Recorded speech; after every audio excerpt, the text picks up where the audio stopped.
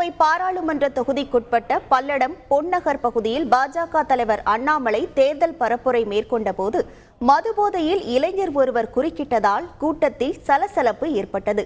ஞாயிற்றுக்கிழமை மாலை நேரத்தில் இதனால்தான் பிரச்சாரத்திற்கு வரவே அச்சமாக உள்ளது என தெரிவித்த அண்ணாமலை, இதனால்தான் டாஸ்மாகை மூட வேண்டும் என தான் தலைகீழாக நின்று கொண்டிருப்பதாக தெரிவித்தார்.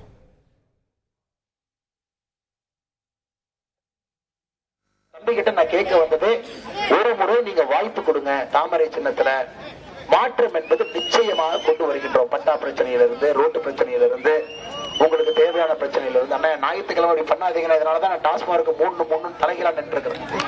கடந்த 2 வருட காலமாக தலைகீழாக நான் நிற்பது, ஊருக்குள்ள பிரச்சாரம் பண்ண முடியலைங்க. நான் ஞாயிற்றுக்கிழமை சாயந்தரம் வர்றதுக்கு எனக்கு பயமா இருக்கு. தலைகீழாக 2 வருட காலமாக நான் நிற்பது 54,000 கோடி டாஸ்மாக்ல இருந்து வருமானம். ஒரு ஜனநாயகத்துல பேசக்கூட முடியலைங்க, பேசக்கூட முடியல. தன்மை இல்லாம நிறைய பேர் இருக்கிறாங்க. செய்திகளை உடனுக்குடன் தெரிந்து கொள்ள உடனே சப்ஸ்கிரைப் பண்ணுங்க.